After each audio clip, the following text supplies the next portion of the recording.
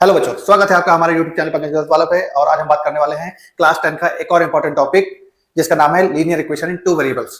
ठीक है, linear equation in two variables इसकी हम बात क्यों करने वाले हैं, क्योंकि ये वाला जो चैप्टर है वो थोड़ा सा इजी है और ये एग्जाम में जब भी आता है 5 नंबर के आसपास का आता है। इसमें एक या दो क्वेश्चन एमसीक्यू में आते हैं, उसके अलावा एक क्वेश्चन 3 नंबर में आता है, नहीं तो फिर 2 नंबर में आता है। ठीक है ना। तो उम्मीद करते हैं आप सभी की तैयारी जो होगी बहुत अच्छी चल रही होगी, क्योंकि हमारा जो एग्जाम है, हमारे एग्जाम को आज से 10 दिन ही बचे हुए हैं मुश्किल से। ठीक है, 10 दिन बचे हुए हैं और उसी हमारी जो तैयारी है आप लोग कर रहे हैं उसको और फास्ट करने के लिए और बूस्ट करने के लिए, रॉकेट की स्पीड से भी आगे बढ़ाने के लिए हम ये वीडियो लेके आए हैं। ठीक है, जिसमें हम लोग क्या है, पहले थोड़ा सा कॉन्सेप्ट की बात करेंगे, फिर हम क्वेश्चंस की बात करेंगे, इंपॉर्टेंट क्वेश्चन जो कि एमसीक्यू में आते ही हैं, श्योर शॉर्ट क्वेश्चन की बात करने वाले आज। और इस वीडियो को बहुत ध्यान से देखिएगा, क्योंकि बीच बीच में क्वेश्चन में हम लोग ट्रिक्स की भी बात करेंगे कि ऐसे क्वेश्चन को लोग ट्रिक से कर सकते हैं। ठीक है ना, तो बहुत ही ध्यान से देखिएगा। और मेरे इस वीडियो से उन बच्चों को भी मदद मिलेगी जिन्होंने साल भर कुछ पढ़ाई नहीं की है, वो मेरे वीडियोस को देखकर एटलीस्ट फाइनल में 40 से 50 नंबर या 60 नंबर भी ला सकते हैं, अगर उन्होंने बहुत अच्छे से मेहनत की और अच्छे से वीडियो देखा, क्योंकि मैं हर वीडियो में कुछ ना कुछ ट्रिक्स बता रहा हूँ क्वेश्चन को करने के लिए। ठीक है, तो चलिए शुरू करते हैं। ठीक, सबसे पहले हम बात करने वाले हैं नाम की, pair of linear equation in two variable. तो लीनियर इक्वेशन की अगर बात कर रहे हैं तो लीनियर इक्वेशन में कहां से पढ़ाई शुरू की थी? लीनियर इक्वेशन में पढ़ना शुरू किया था क्लास 6 से। क्लास 6 में पढ़ा था लीनियर इक्वेशन वन वेरिएबल, जहां पे हम लोग पढ़ते थे x + 5 = 7। ठीक है, या फिर x + 10 = 15, या फिर x + x - 5 = 10। ऐसे क्वेश्चन पढ़ते थे। ठीक है ना, यहां से हम लोग सॉल्व करके x निकालते थे। उसके बाद जब हम 7, 8 में आए तो वहां पर हमने क्या पढ़ा, वहां पे हमने पॉलिनोमियल्स पढ़ी। पॉलिनोमियल्स के वीडियो में मैंने बताया था, पॉलिनोमियल्स पढ़ी। वहां पर पॉलिनोमियल्स में हमने क्या पढ़ा, हमने पॉलिनोमियल्स के टाइप पढ़े, मोनोमियल, बाइनोमियल, ट्राइनोमियल। और उसमें ही हमने पढ़ा क्या कि कई सारे वेरिएबल जब यूज होंगे, ठीक है, और जिसमें इक्वल नहीं होगा उसको बोलते हैं पॉलिनोमियल या एक्सप्रेशन बोलते हैं। ठीक, लेकिन क्योंकि यहाँ पे क्या बोला, लीनियर इक्वेशन का मतलब क्या है, जिसकी पावर सबसे बड़ी जो होगी वो 1 होगी, यानी कि वेरिएबल जो भी यूज होगा उसकी सबसे बड़ी पावर क्या होगी, 1 होगी। अब यहाँ पे लिखा है pair of linear equation in two variable, यानी कि लीनियर इक्वेशन जो होगी उसकी पावर तो 1 होगी हाईएस्ट वेरिएबल की, लेकिन वेरिएबल कितने होंगे, 2 वेरिएबल यूज होंगे। तो इन जनरल जब भी हम 2 वेरिएबल्स यूज करते हैं तो एक्स और वाई यूज करते हैं। ठीक है, ऐसा कोई कंपल्सन नहीं है कि एक्स और वाई यूज करना है। एक्स वाई के यहाँ पे ए बी यूज कर सकते हैं, ए बी यूज नहीं करना है तो पी क्यू यूज कर सकते हैं, पी क्यू यूज नहीं करना है तो कुछ और भी यूज कर सकते हैं। ठीक है ना। तो हम लोग स्टैंडर्ड फॉर्म की बात करते हैं, तो स्टैंडर्ड फॉर्म की बात कर रहे हैं, स्टैंडर्ड फॉर्म या फिर इसी को बोलते हैं जनरल फॉर्म। जैसा कि मैंने बताया था पॉलिनोमियल पे जनरल फॉर्म का मतलब क्या होता है, जनरल फॉर्म का मतलब होता है कि ऐसी इक्वेशन जिससे हम इनफाइनाइट नंबर ऑफ इक्वेशंस बना सकते हैं। ठीक है ना, जैसे लिखा है ax + by + c, ये है हमारी जनरल इक्वेशन, किसकी, linear equation in two variable की। इसी को हम ऐसे भी लिख सकते हैं, ये कोई कंपल्सरी नहीं कि यही होगा, ऐसा नहीं है, इसको ऐसे भी लिख सकते हैं। ठीक है ना, लेकिन शर्त यह है कि अगर इस मतलब ये टाइप में इक्वेशन लिखी है तो दूसरी भी इसी टाइप में होनी चाहिए, या फिर ऐसा लिखा है तो दूसरी भी इसी फॉर्म में होनी चाहिए, शर्त ये है। ठीक है, ये तो स्टैंडर्ड फॉर्म है। यहाँ पे ए बी सी की वैल्यू रखोगे, नई नई इक्वेशन बनती ही जाएगी, इनफाइनाइट नंबर ऑफ इक्वेशन बनेगी। ठीक, तो अब इसकी बात हो गई। तो अब हमने क्या था, लीनियर इक्वेशन टू वेरिएबल पढ़ा था, तो हमने ये पढ़ा था कि लीनियर इक्वेशन की बात करें या किसी भी इक्वेशन की बात करें, हम उस इक्वेशन को तभी सॉल्व कर सकते हैं जब उसमें जितने वेरिएबल हैं उतने ही इक्वेशन हमारे पास हो। यानी कि यहाँ पर 2 वेरिएबल है तो इसको सॉल्व करने के लिए हमारे पास 2 इक्वेशन ही होनी चाहिए। ठीक है, 2 इक्वेशन होनी चाहिए, श्योर है। मतलब अगर नहीं है तो उसको इक्वेशन को सॉल्व नहीं कर सकते।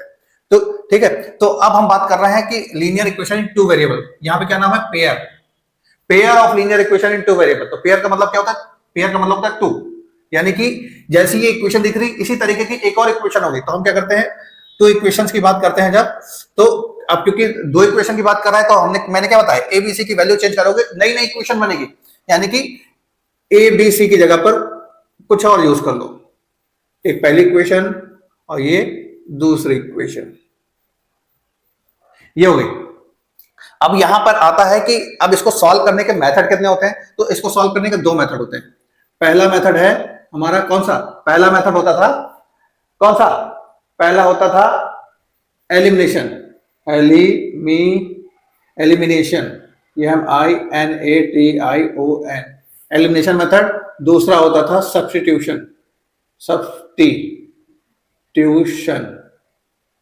ठीक है, पहला होता था एलिमिनेशन मेथड, दूसरा होता था सब्स्टिट्यूशन मेथड, या फिर कोई बोल सकता है कि पहला होता था सब्स्टिट्यूशन मेथड, दूसरा होता था एलिमिनेशन मेथड, ऐसे भी बोल सकते हैं। मतलब 2 मेथड होते हैं, एक होता है एलिमिनेशन, दूसरा होता है सब्स्टिट्यूशन।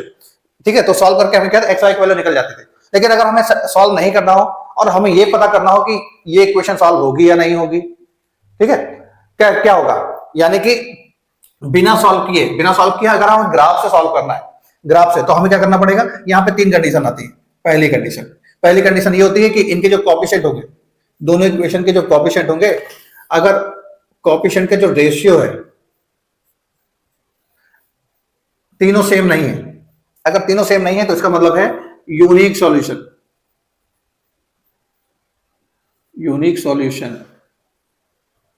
ठीक है, यूनिक सॉल्यूशन, या फिर इसी को बोलते हैं इंटरसेक्टिंग लाइन।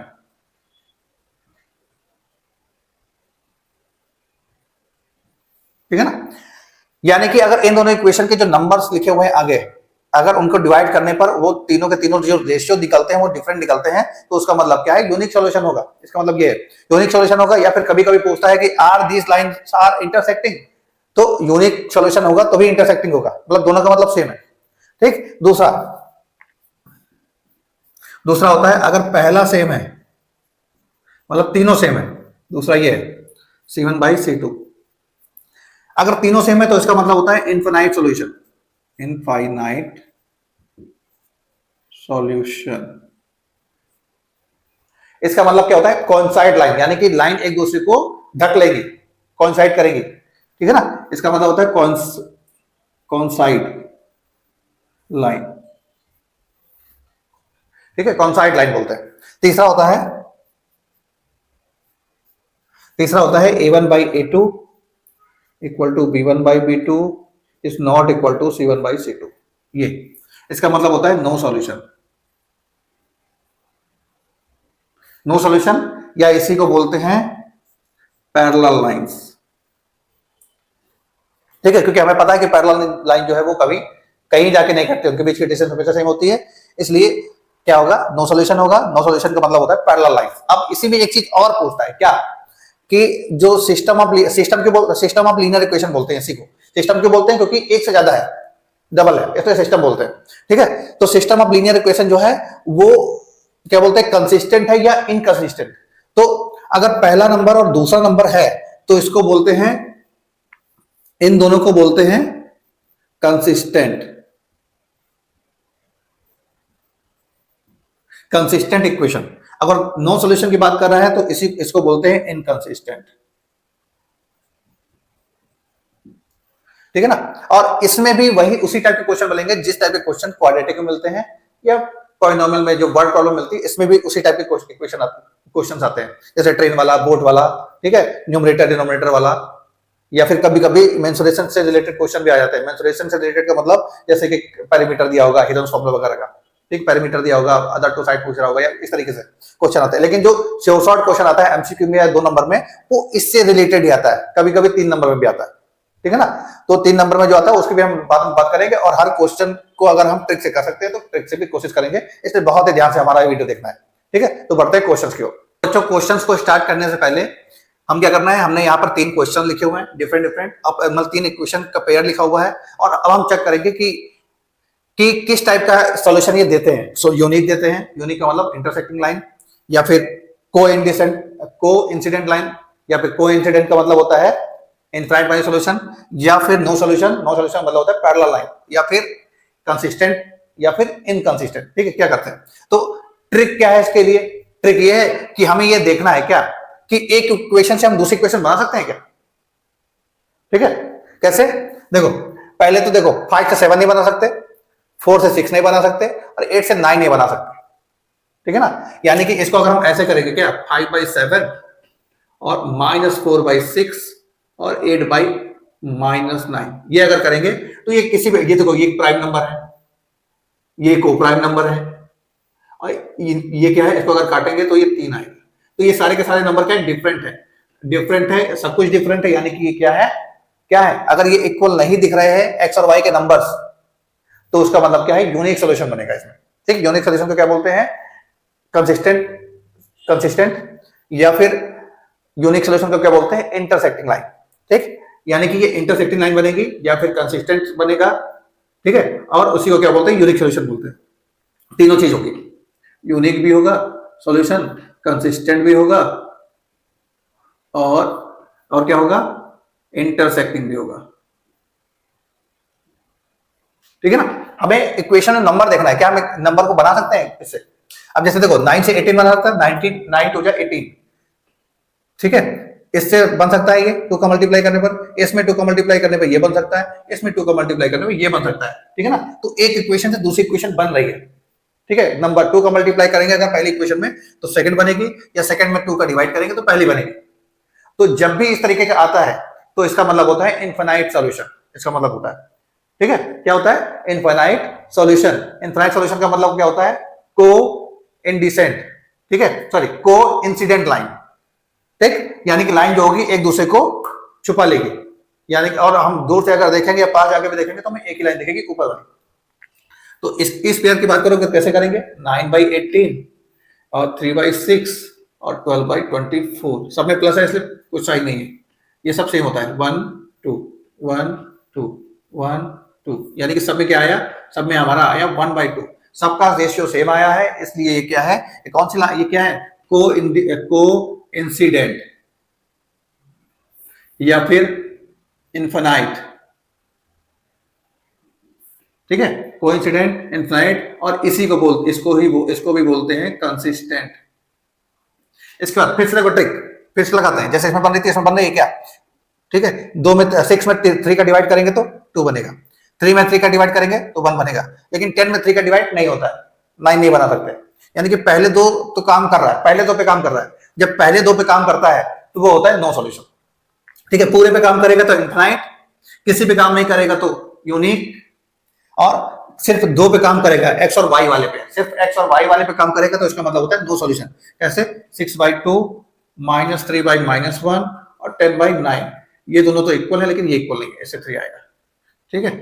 तो 3 = 10/9, ये नहीं हो सकता, ठीक। तो पहले एक्स और वाई वाला नंबर अगर सेम आ रहा है, ठीक है, और कांस्टेंट सेम नहीं आ रहा है तो इसका मतलब होता है नो सॉल्यूशन। नो सॉल्यूशन, या फिर इसी को बोलते हैं पैरेलल लाइंस, ठीक है, पैरेलल लाइंस, या इसी को बोलते हैं इनकंसिस्टेंट। और इसी कॉन्सेप्ट पे बेस्ड क्वेश्चन आते हैं हमारे, ठीक है। तो क्वेश्चन पे आप ट्राई करते हैं। तो बच्चों अब हम शुरू करने जा रहे हैं इस चैप्टर के एमसीक्यू से, और एमसीक्यू जो है बहुत इंपॉर्टेंट वाले एमसीक्यू जो है जिस तरीके के एग्जाम में आते हैं सिर्फ वही करने वाले हैं। तो पहला क्वेश्चन क्या है? हमें के की वैल्यू फाइंड करनी है, और ऐसी फाइंड करनी है कि ये जो दोनों इक्वेशन लिखी है वो को इंसिडेंट लाइन, को इंसिडेंट लाइन का मतलब होता है इनफाइनाइट माइनस सॉल्यूशन। और मैंने इसमें क्या बताया था? एक इक्वेशन से दूसरी इक्वेशन बनेगी, ठीक है, यानी कि क्या कि जैसे देखो 3 2 6 डबल हो रहा, तो हर एक नंबर डबल होगा, अगर कोइंसिडेंट है तो हर एक नंबर डबल होगा। जैसे 3 है, 3 से 6 बना, 8 से 16 बना, तो यहां पर क्या है? यहां पर कुछ नहीं है, कुछ नहीं मतलब 1, तो 1 से क्या बनेगा? 2 बनेगा, तो 2 हमारा आंसर होगा, ठीक है। शॉर्टकट, बिल्कुल, मतलब एकदम शॉर्टकट से, कुछ लिखने की जरूरत नहीं, कुछ भी नहीं, बस हमें क्या याद रखना है? कोइंसिडेंट लाइंस बोले या इनफाइनाइट माइनस सॉल्यूशन बोले तो एक लाइन जो होगी वो दूसरी लाइन को बनाएगी, मतलब एक लाइन से ही दूसरी लाइन बनेगी किसी नंबर का मल्टीप्लाई करके। जैसे 3 से 6 बन रहा है, 1 से 2 बनेगा, और 8 से 16 बनेगा, यानी कि इसमें 2 का मल्टीप्लाई हो रहा है, इसमें भी 2 का मल्टीप्लाई हो रहा है, तो यहां पर भी 2 का मल्टीप्लाई होगा, क्योंकि यहाँ पे दोनों सेम साइन है, इसलिए जो भी आएगा वो पॉजिटिव में आएगा। तो 1 है यहाँ तो यहाँ 2 आएगा, इसलिए सी वाला आंसर, ठीक है। कैसे करना है? सॉल्व अगर करने के बाद तो कैसे करेंगे? इस तरीके से 3/6 -1/-k और 8/16, कितना आएगा? 1/2 1/2, इनफाइनाइट वाली है तो तीनों सेम होगा, तो 1/2 इक्वल टू आएगा 1/k, और इनको कंपेयर करते हैं तो यहां से आएगा k = 2, ठीक है ना। तो एमसीक्यू आता है तो विदाउट सॉल्व करने की जरूरत भी नहीं पड़ेगी, ऐसे हो जाएगा। आप देखो इसमें क्या बोल रहा है? पीक वैल्यू फिर से फाइंड करनी है, ऐसी फाइंड करनी है कि इन ये इक्वेशन और ये इक्वेशन, ये क्या है? No solution. नो सॉल्यूशन का मतलब क्या होता है? नो सॉल्यूशन का मतलब होता है एक्स और वाई वाले नंबर हमारे मैच करेंगे, ठीक है ना, एक्स और वाई वाले नंबर मैच करेंगे, लेकिन जो कांस्टेंट है वो मैच नहीं करेगा। तो कैसे करना है देख लेते हैं। देखो क्या आएगा, फिर से 2p - 1, इसके x के साथ ये है, यहां पे x के साथ क्या थी, इसके बाद p - 1,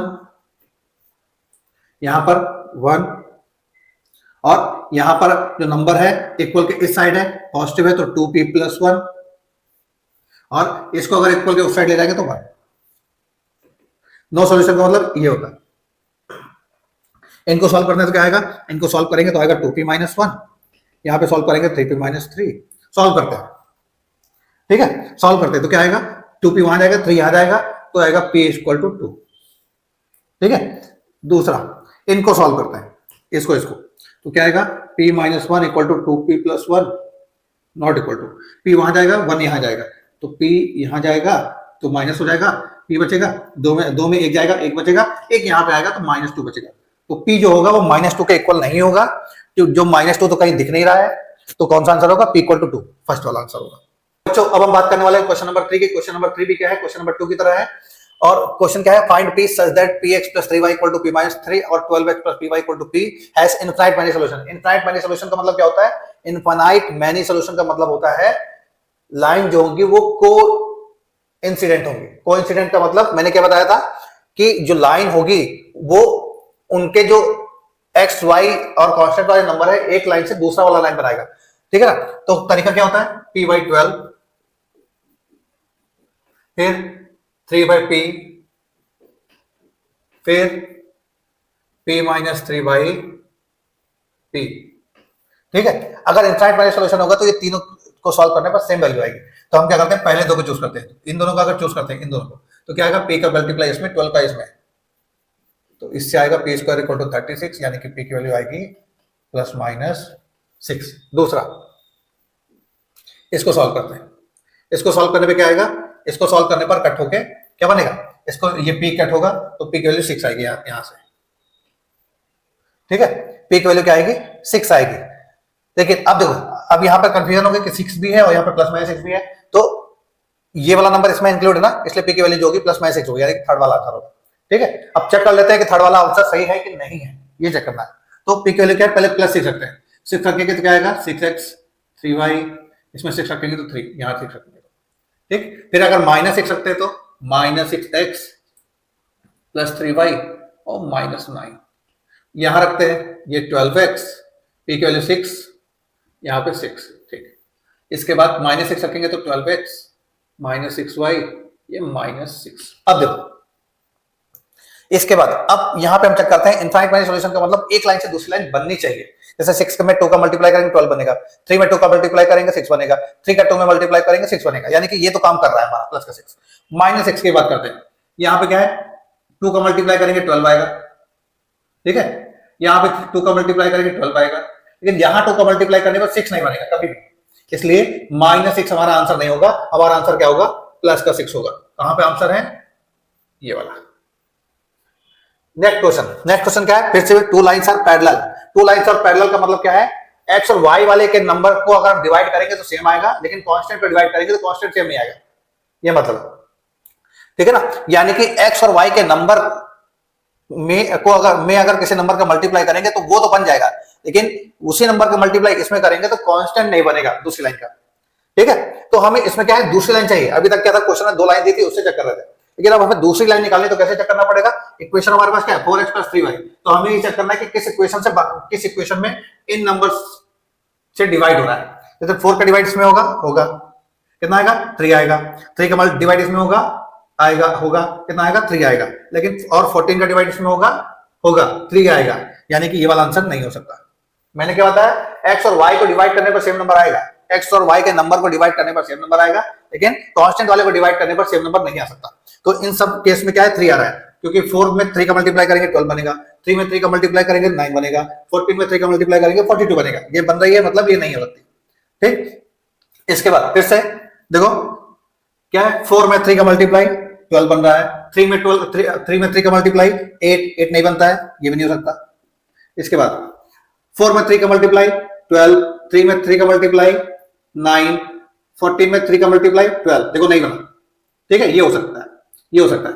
इसके बाद ठीक है, ये इसका चांस है और यही होगा आंसर। क्यों, क्योंकि देखो अभी 12 और 8 वाला नहीं था ना, तो यहां भी तो 12 और 8 लिखा है, इसलिए ये वाला भी नहीं होगा, ठीक। तो आंसर हमारा क्या होगा, थर्ड वाला होगा। कैसे करेंगे वो भी वो उसके लिए हमें क्या करना है, सबको डिवाइड कर करके लिख के देखना पड़ेगा, ठीक है। लेकिन लॉजिक क्या है कि इन नंबर्स का डिवाइड करना है, 4 का 12 में करना 3 आएगा, 3 का 9 में करना 3 आएगा, लेकिन 14 को 5 में डिवाइड नहीं होगा। मैंने क्या बोला, एक्स और वाई का डिवाइड करने पर सेम नंबर आएगा, लेकिन कांस्टेंट वाले का सेम नंबर नहीं आएगा, इसलिए हमारा जो करेक्ट आंसर है वो सेकंड वाला होगा। बच्चों अब हम बात करने वाले हैं क्वेश्चन नंबर 5 की, 6 की, 7 की और 8 की। और ये क्वेश्चन जो है वो क्या है कि थिंकिंग पे बेस्ड है। थिंकिंग मतलब थोड़ा सा सोचेंगे और आंसर आ जाएगा, सॉल्व करने की ज्यादा जरूरत नहीं है।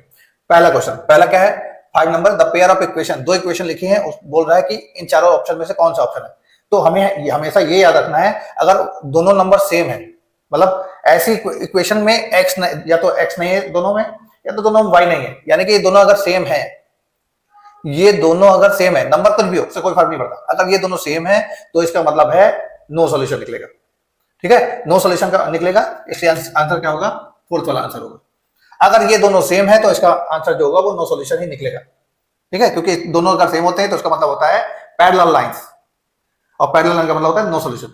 Next, the system of equation 2x + 1 = 0, 3y - 5 = 0। इसको अगर सॉल्व करते हैं इस वाले को, तो यहां से आएगा x की वैल्यू -½ और यहां से y की वैल्यू आएगी 5/3। मैंने क्या बोला, ये क्वेश्चन भी लगभग ऊपर की तरह है। मैंने क्या बोला, अगर दोनों सेम है तो नो सॉल्यूशन पैरेलल आएगा, अगर दोनों डिफरेंट है तो इसका मतलब है यूनिक सॉल्यूशन आएगा। यूनिक का मतलब होता है क्या, यूनिक का मतलब क्या होता है, कंसिस्टेंट, और क्या होता है, इंटरसेक्टिंग लाइंस। तो हमारा आंसर क्या होगा, पहला वाला। ठीक है, कैसे होगा, ड्रॉ भी कर लो इसको। अगर हम ड्रॉ करते तो क्या आएगा, हाफ, एक्स की वैल्यू हाफ यहाँ पे होगी ऐसे, वाई की वैल्यू 5/3 कहाँ पे होगी, ऊपर कहीं होगी इस तरीके से, तो कहीं ना कहीं कट करेगा। इसीलिए अगर ये दोनों डिफरेंट होते हैं, एक में एक्स दिया हुआ है दूसरे में वाई दिया है, दोनों डिफरेंट है, तो उस कंडीशन में यूनिक होता है। अगर सेम है तो नो सॉल्यूशन होता है, यानी कि पैरेलल होता है।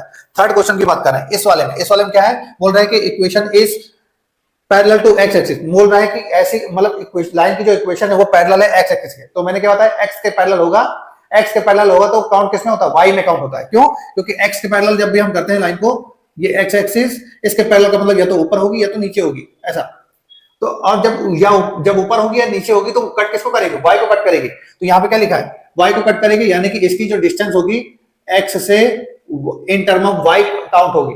तो इसका आंसर क्या है, पैरेलल टू एक्स एक्सिस की बात कर रहा है, यानी कि आंसर जो आएगा वाई में आएगा। ठीक, तो वाई में कितना आएगा, 3 आएगा, लेकिन कहां बोल रहा है, 3 कहां पर है, बिलो द एक्स एक्सिस, यानी कि एक्स एक्सिस के नीचे, और नीचे जो होता है नेगेटिव रहता है, इसलिए कौन सा आंसर होगा, नेगेटिव वाला।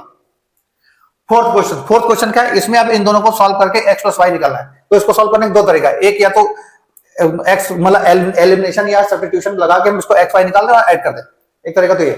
दूसरा तरीका यह है कि हम इसी क्वेश्चन को इससे ही निकालने, बिना सॉल्व किए इसको निकालने की कोशिश करें।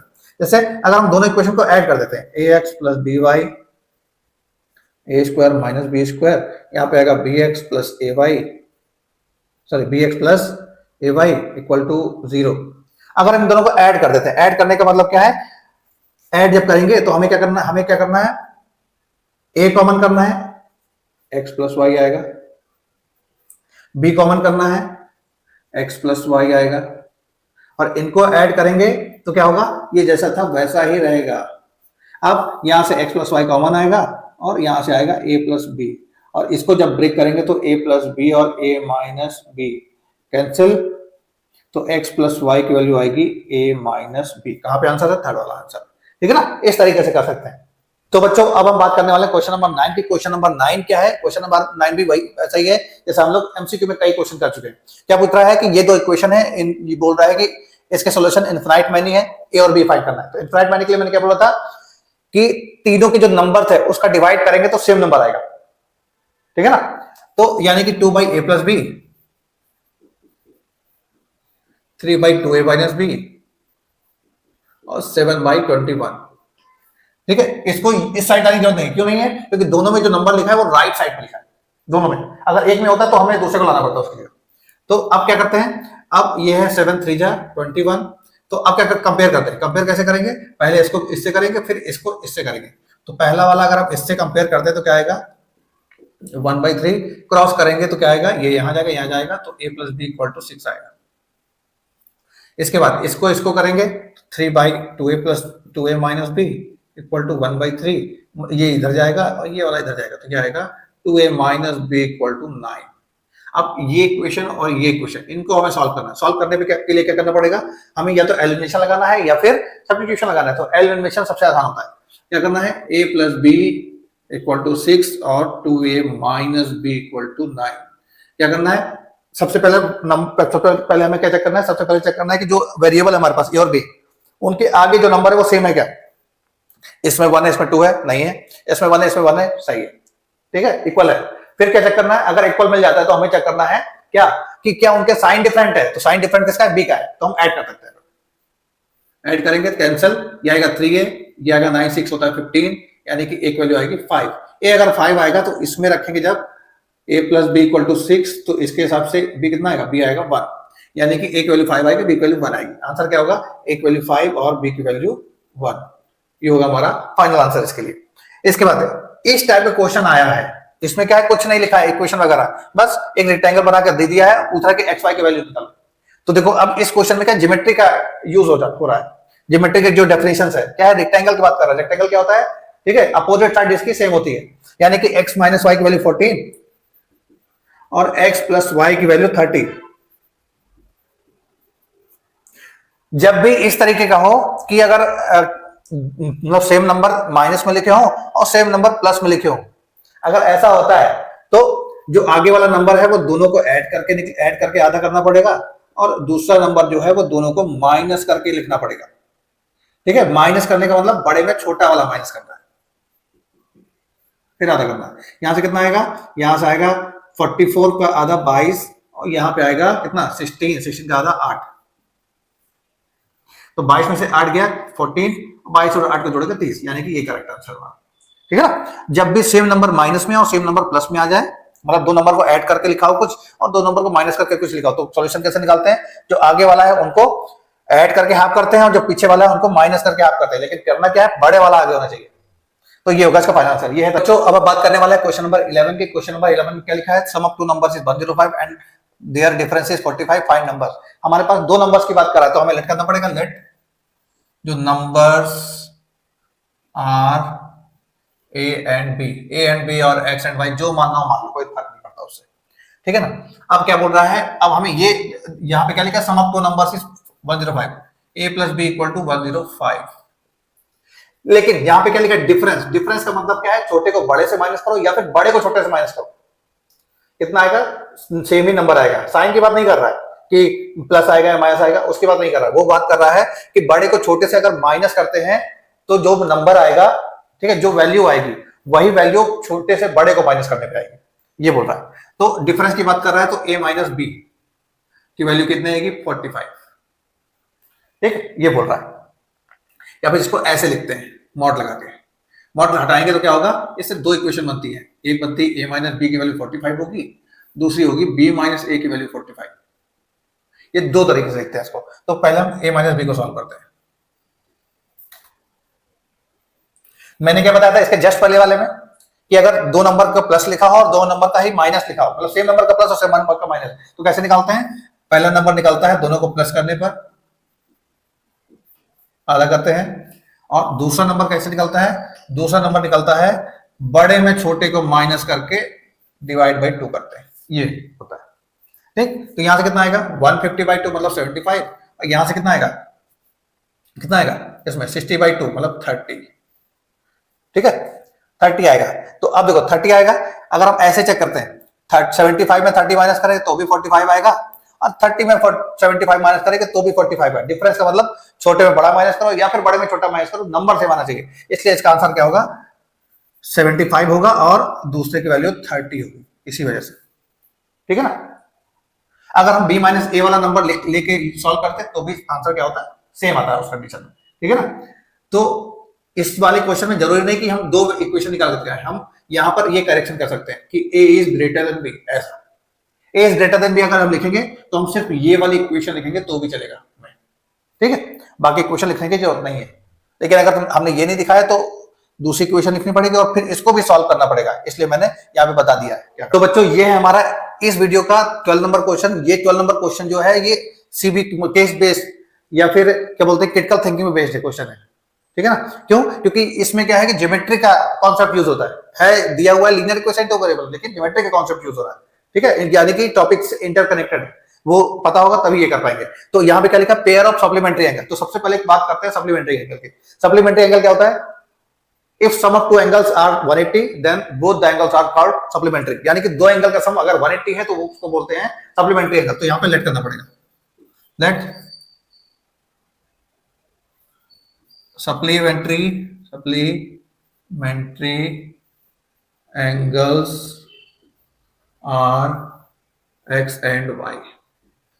दो ही वेरिएबल के मान रहे हैं क्योंकि क्वेश्चन में लिखा हुआ है कि जो भी क्वेश्चन है उसको लीनियर इक्वेशन टू वेरिएबल, दो वेरिएबल के फॉर्म में लिखो। ठीक है ना, क्योंकि सप्लीमेंट्री एंगल है। ठीक है, we know sum of supplementary angles are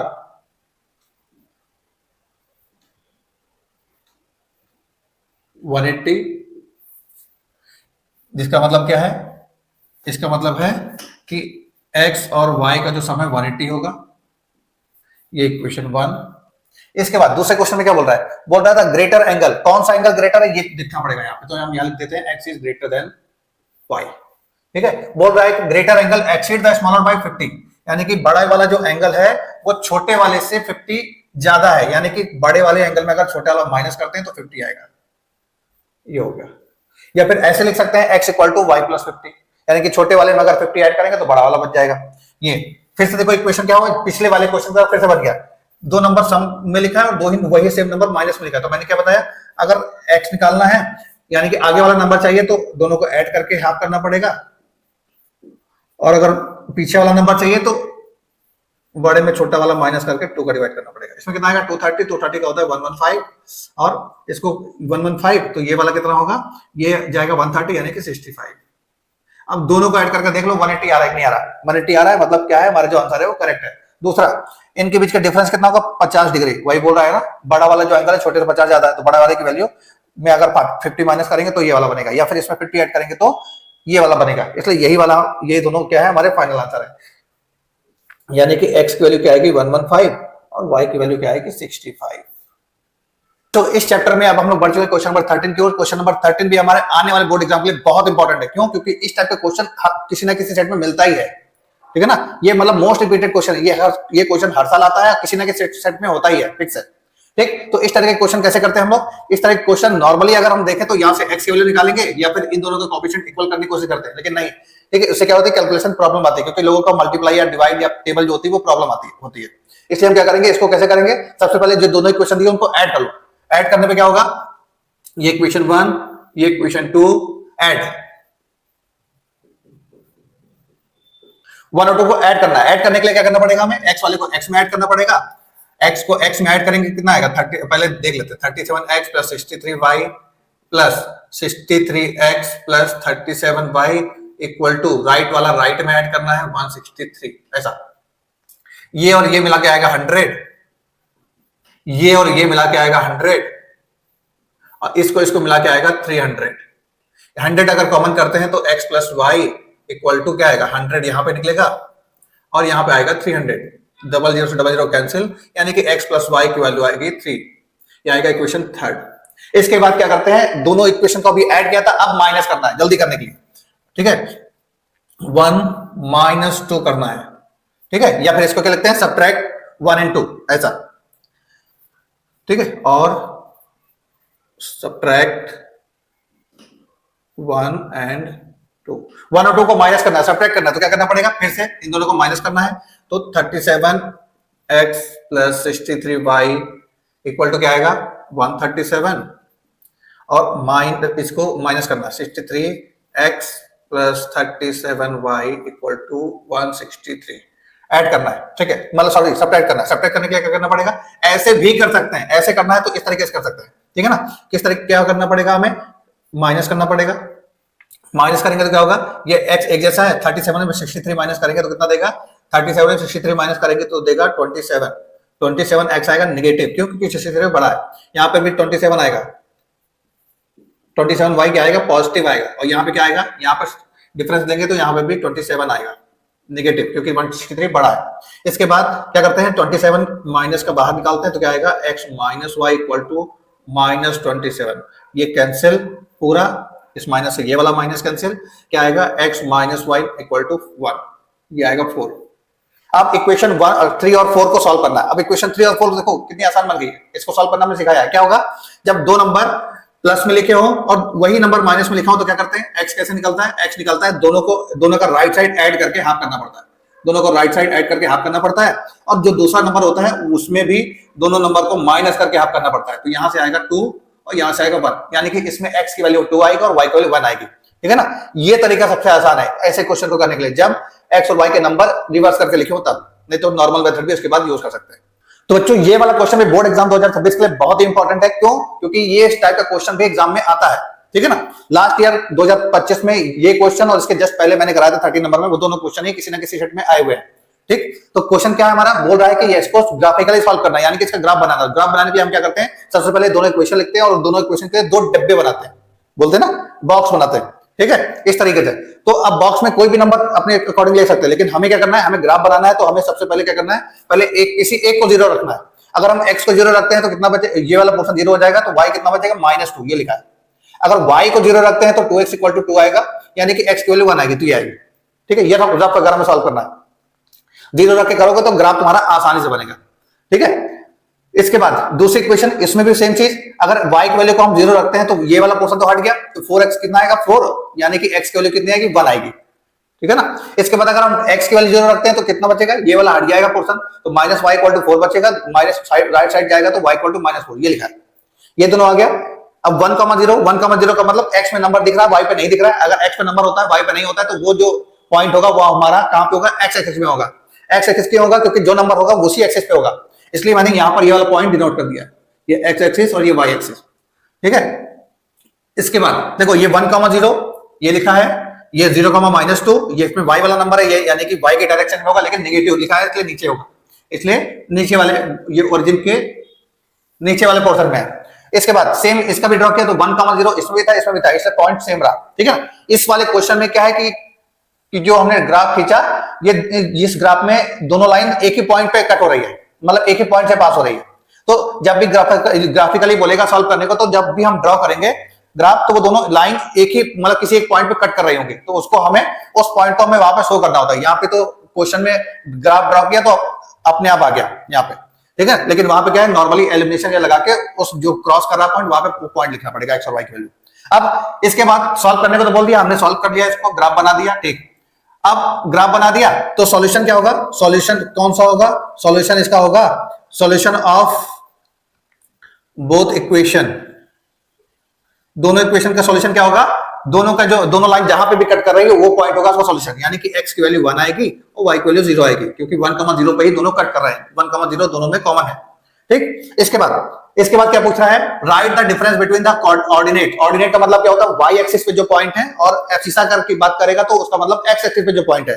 तो y एक्सिस पे जो भी पॉइंट है उनका डिफरेंस, उनके y का ऑर्डिनेट, ऑर्डिनेट मतलब y में जो नंबर लिखा है उसका डिफरेंस चाहिए।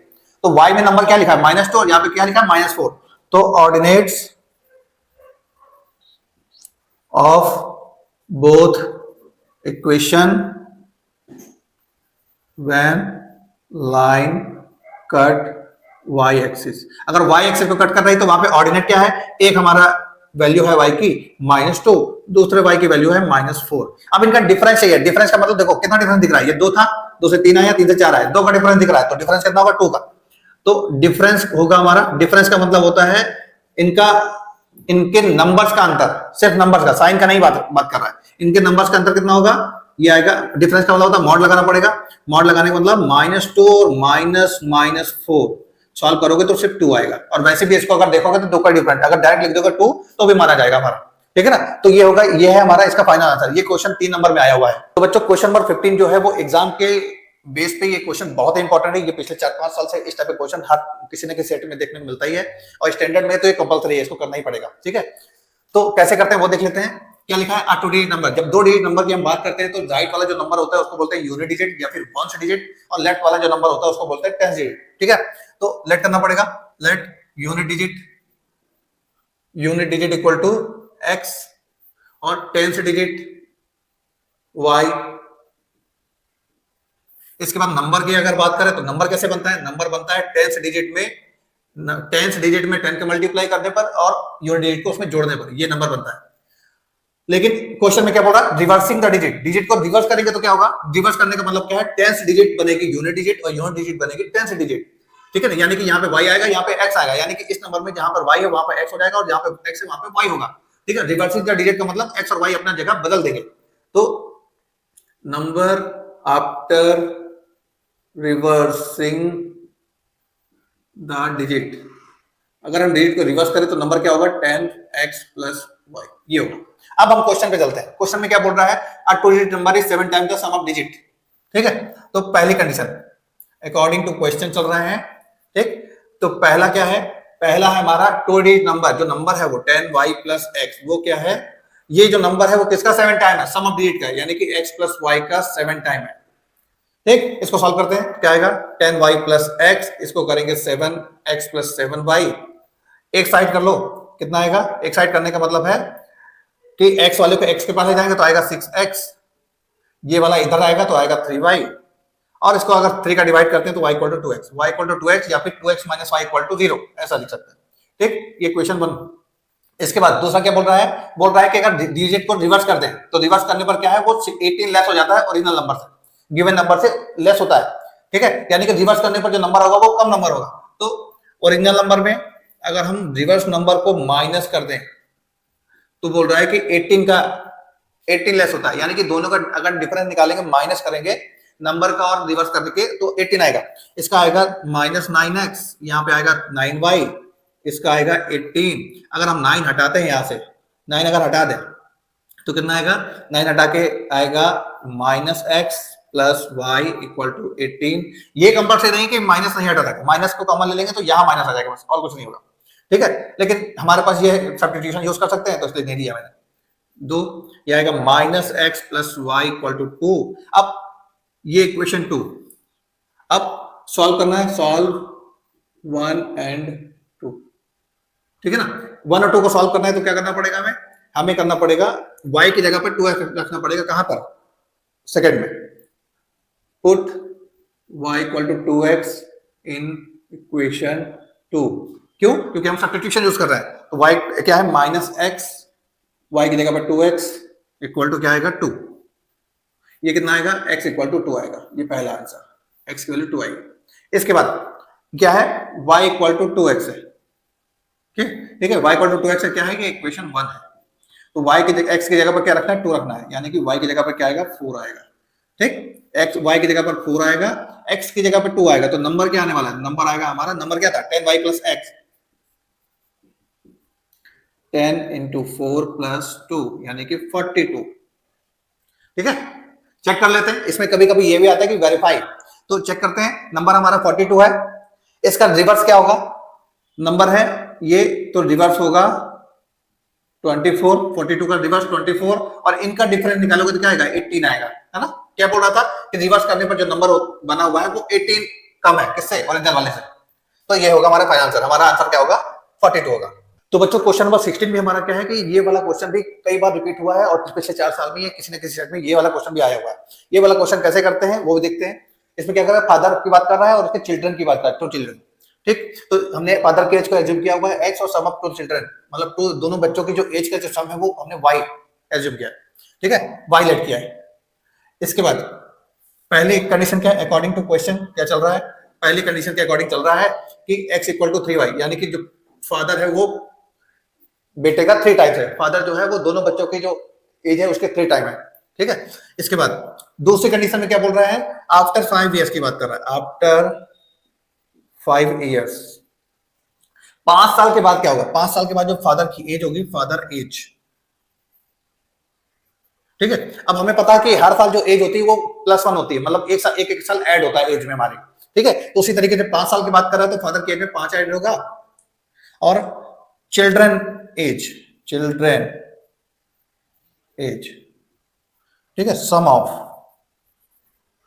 ऑफ चिल्ड्रन एज, यानी कि 2 बच्चे जो है उनकी एज का में कितना, उनका सम कितना होगा, एज का सम था y, अब क्योंकि 2 बच्चे हैं तो दोनों बच्चों में 5-5 साल ऐड होगा, यानी कि 10 होगा टोटल। ठीक है, तो यहाँ पे आएगा 10। इसके बाद अब क्वेश्चन में क्या बोल रहा है कि जो फादर की जो एज है ये डबल है, किसकी, ये डबल है हमारे जो बेटे हैं, चिल्ड्रन है, उनकी एज का डबल।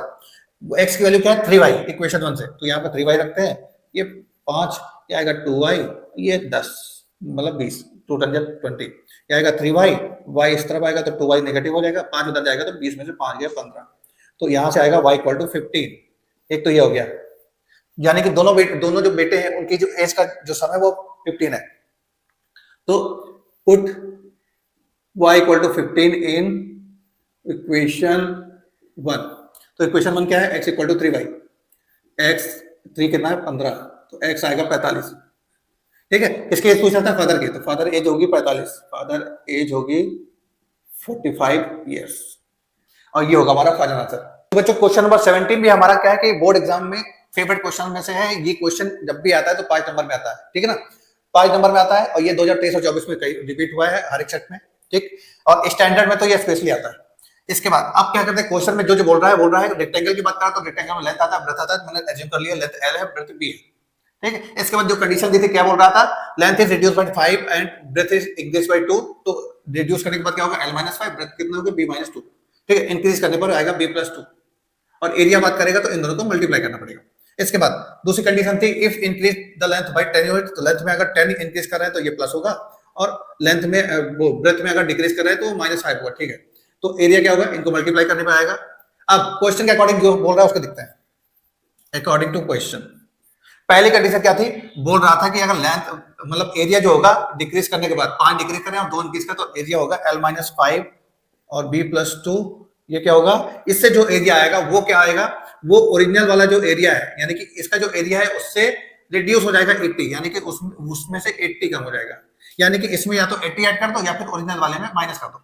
इसको अगर मल्टीप्लाई करते हैं तो क्या आएगा, LB, यहाँ पे आएगा 12, यहाँ आएगा 5B, यहाँ आएगा 10, ये LB -80, LB से LB कैंसिल, यहाँ से आएगा 12 -5B इक्वल टू ये उधर जाएगा तो आएगा -70, ये इक्वेशन 1।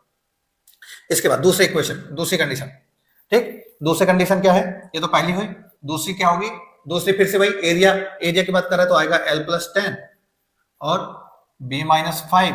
बोल रहा है कि ये जो एरिया आएगा नया वाला जो एरिया आएगा, ठीक है, 10 इंक्रीज करें और 5 डिक्रीज करें, ये जो एरिया आएगा यहाँ पर वो क्या बोल रहा है कि बढ़ जाएगा 50 बढ़ जाएगा, यानी कि पुराने वाले में 50 ऐड करना पड़ेगा तभी नया वाला आएगा।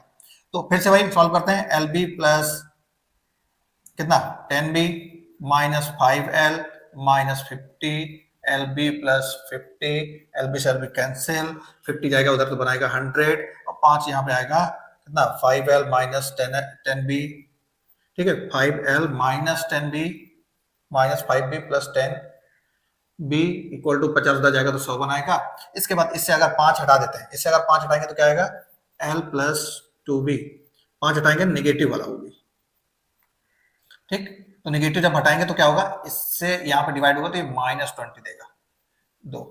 अब हमारे पास ये दो इक्वेशन बनी कि पहली और दूसरी इक्वेशन बनी, इसको हम थोड़ा सॉल्व कर लेते हैं। इसको सॉल्व करेंगे तो आएगा L equal to -20 plus 2B, ऐसा आएगा, ठीक है। ये इक्वेशन 2 है। मानो हम क्या लगाने वाले हैं, इसमें सब्स्टिट्यूशन लगाने वाले हैं। एलिमिनेशन लगाओगे तो भी चल जाएगा, सब्स्टिट्यूशन लगाएंगे तो भी चल जाएगा, ठीक। तो सब्स्टिट्यूशन लगाते हैं। क्या L की वैल्यू है -20 प्लस 2B। अब हम क्या करेंगे, इस वाली वैल्यू को यहां रखेंगे इक्वेशन 1 में, ठीक है।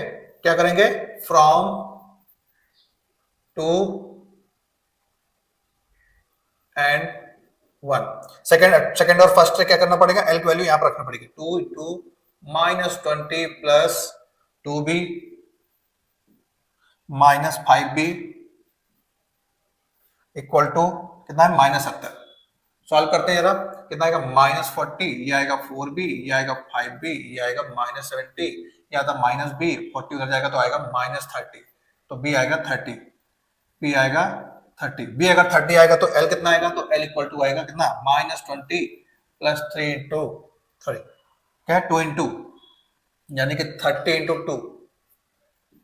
सॉल्व करोगे तो आएगा 40। अब ठीक है 40 आ गया तो डायमेंशन क्या आई, L इक्वल टू आया 40 और B इक्वल टू आया 30। वेरीफाई करके देख लेते हैं, ठीक। वेरीफाई क्या करना है, इसमें 5 माइनस करेंगे तो 30 आएगा, 35 आएगा, इसमें 2 ऐड करेंगे तो 32 आएगा, ठीक। इसमें 5 माइनस करेंगे तो 35 आएगा, इसमें 32 आएगा, 2 ऐड करेंगे तो इसमें, और मल्टीप्लाई करते हैं तो क्या आएगा, 32 पंचे होता है 160, 16 32 यहाँ होता है 96, 96 6 तो 102, 102 और 10 112, ठीक है, या 112 यानी कि कितना 350 350 350 1050 900 100, हाँ 1050 और 70, ठीक यही आएगा।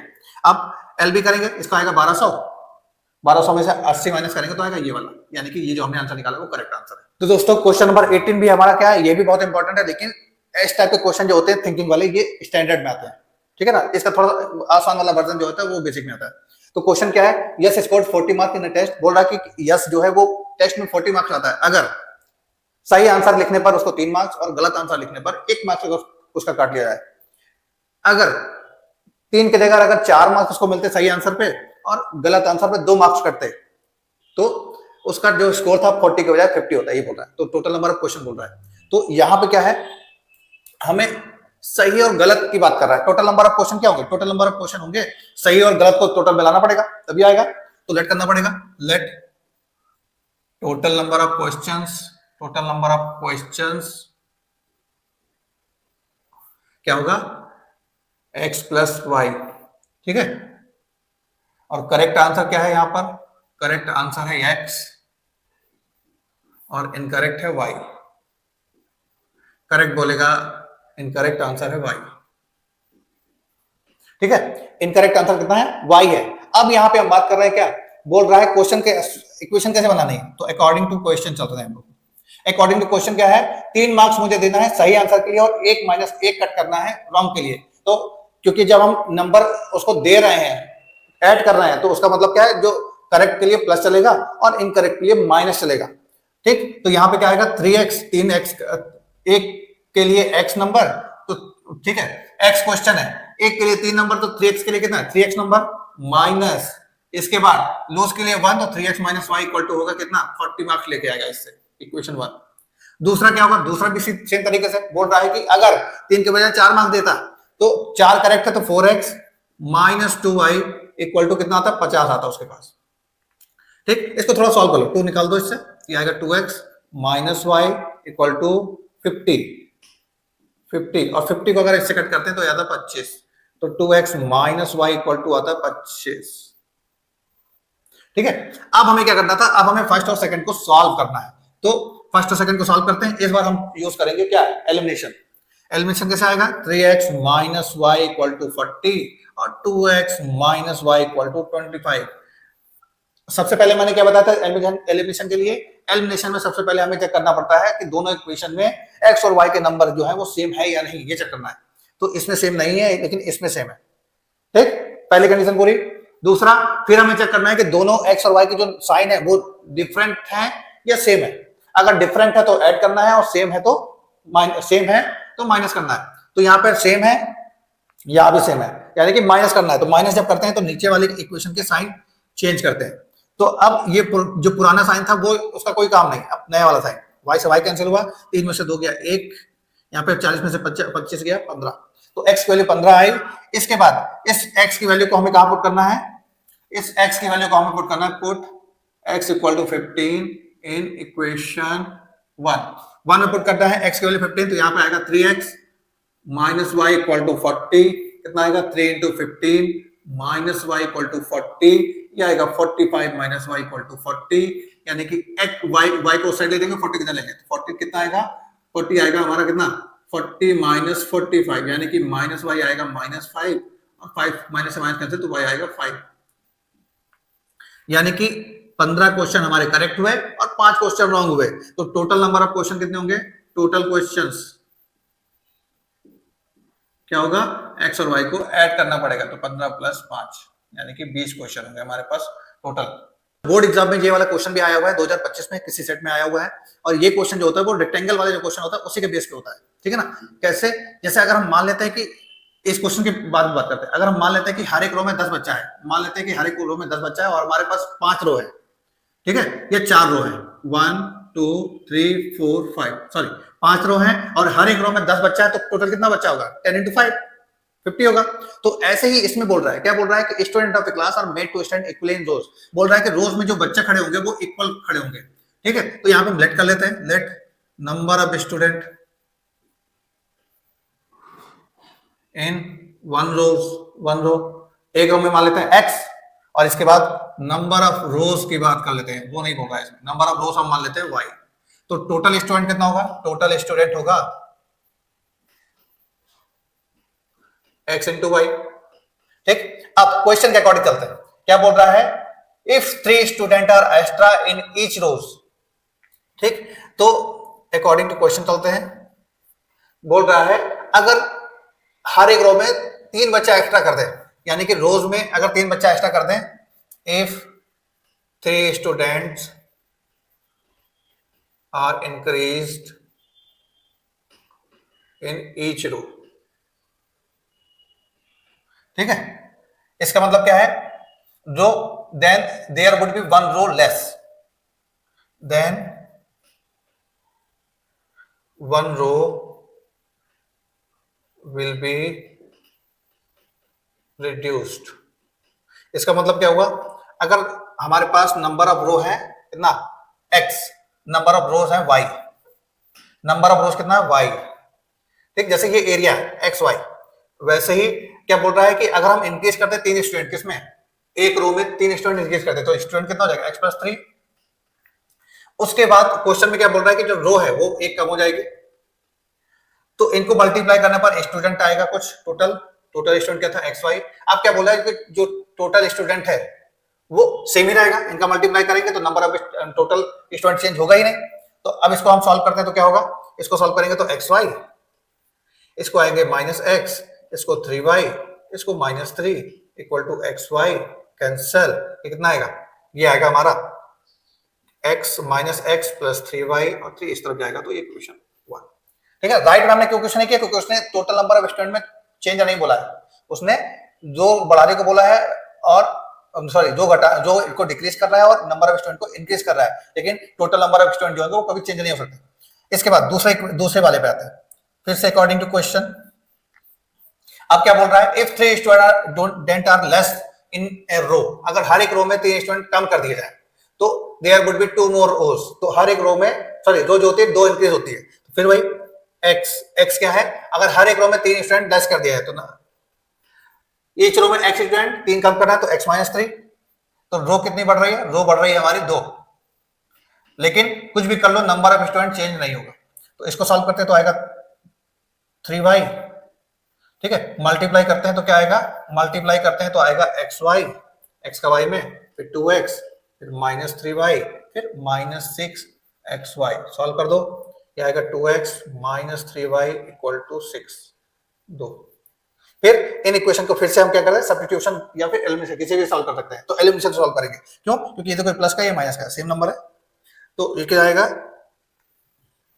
इसके बाद आएगा यहां पर minus X plus 3y equal to 3, और ये आएगा 2x minus 3y equal to 6। मैंने क्या बताया था, x और y का साइन चेक करना है और नंबर चेक करना है, नंबर अगर इक्वल है तो कुछ नहीं करना है, और साइन अगर डिफरेंट है तो हमें ऐड करना है, सिर्फ ऐड करेंगे तो ये कैंसिल, कितना आएगा, x यहाँ पे आएगा 9, तो x की वैल्यू आएगी 9, यानी कि हर एक रो में 9 स्टूडेंट होगा, और x अगर 9 आ गया तो y कितना आएगा, x अगर 9 आएगा तो y कितना आएगा, इसके according minus x plus 3y equal to 3, ये आएगा minus 9 plus 3y equal to 3, 9 इधर जाएगा तो आएगा 12, और 12 में अगर 3 का डिवाइड करेंगे तो 4 आएगा। ठीक, तो नंबर ऑफ स्टूडेंट पूछ रहा है, तो नंबर ऑफ स्टूडेंट क्या है, x इंटू वाई करना पड़ेगा, तो यहाँ पे क्या लिखना पड़ेगा, यहां से सॉरी ये नहीं, ये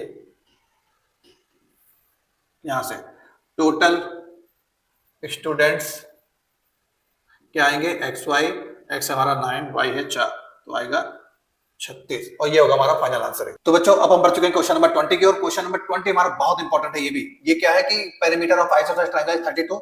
अब आइसोसेलेस ट्रायंगल क्या होता है, उसमें 2 साइड सेम होती है और थर्ड साइड सेम नहीं होती है, ठीक है, 2 साइड सेम होती है। तो ट्रायंगल की अगर हम बात करें तो ट्रायंगल हम अगर ये बना रहे हैं और इसमें जो इक्वल साइड हम ये मानते हैं, तो यानी कि ये x और ये x और ये y मान लेते हैं, ऐसा। ठीक, तो क्वेश्चन के अकॉर्डिंग चलते हैं, let equal side equal to x, centimetre पूछ बोल रहा है तो सेंटीमीटर, ठीक, और बेस, देखो इक्वल साइड की बात कर रहा है और बेस की बात कर रहा है, तो बेस क्या है, y मान लेते हैं, ठीक है। इसके बाद ये हो गया। अब क्या क्वेश्चन के अकॉर्डिंग क्या है, पेरीमीटर की बात करते हैं, तो पेरीमीटर क्या होता है, सम ऑफ ऑल साइड, तो सम ऑफ ऑल साइड का मतलब x को ऐड करना है 2 बार, y को 1 बार, इक्वल टू 32, सॉल्व करेंगे तो आएगा 2x plus y equal to 32, ये होगी हमारी पहली इक्वेशन।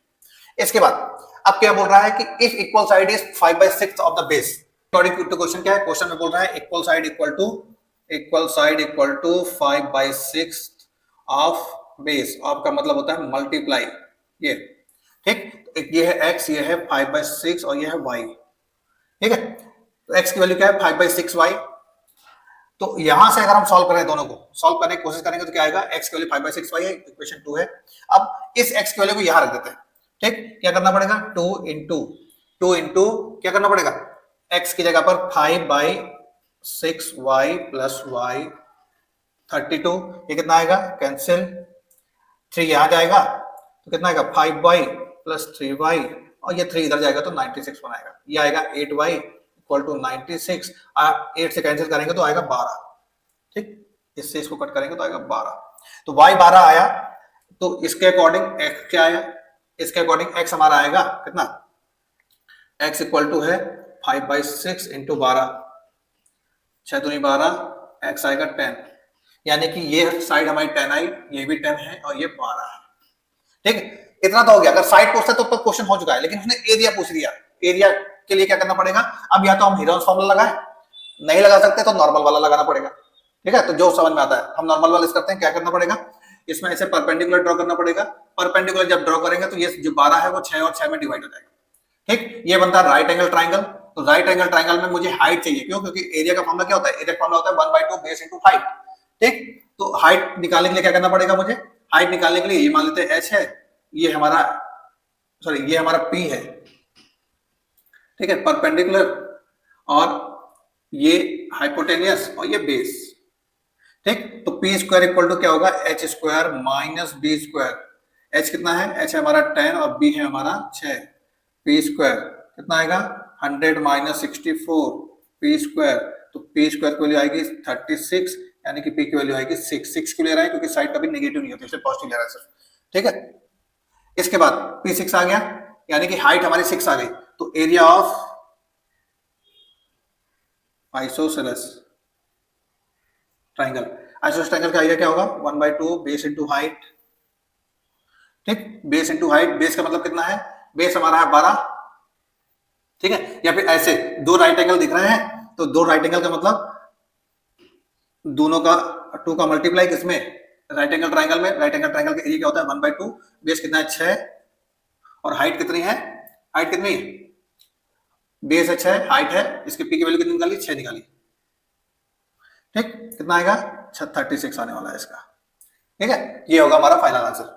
तो बच्चों आज के इस वीडियो में हम लोगों ने क्लास 10 का chapter linear equation two variable का वो सारे के सारे क्वेश्चन डिस्कस किए जो बोर्ड के पर्सपेक्टिव से बहुत ही इंपॉर्टेंट थे और जो एग्जाम में आए हुए हैं, ठीक है ना। उसमें सबसे ज्यादा आपको फोकस किस पे करना है, सबसे ज्यादा आपको फोकस करना है कि लाइन की इक्वेशन दी होगी उसमें उसको निकालना पड़ेगा कि उसका सॉल्यूशन हमारा क्या है, इनफाइनाइट सॉल्यूशन है, नो सॉल्यूशन है, ये सब पे डिस्कस करना पड़ेगा, या फिर उनको सॉल्व करने का मेथड, एलिमिनेशन या फिर सब्स्टिट्यूशन और ग्राफिकल, ये तीनों पे ज्यादा फोकस करना है, ठीक है। और अगर आपको मेरा वीडियो पसंद आए तो लाइक कीजिए, सब्सक्राइब कीजिए, शेयर कीजिए और बेल आइकन को प्रेस कीजिए ताकि आने वाली वीडियो की नोटिफिकेशन आप तक सबसे पहले पहुंचे। तब तक के गुड नाइट, शुभ रात्रि, मिलते हैं अगले वीडियो में, जय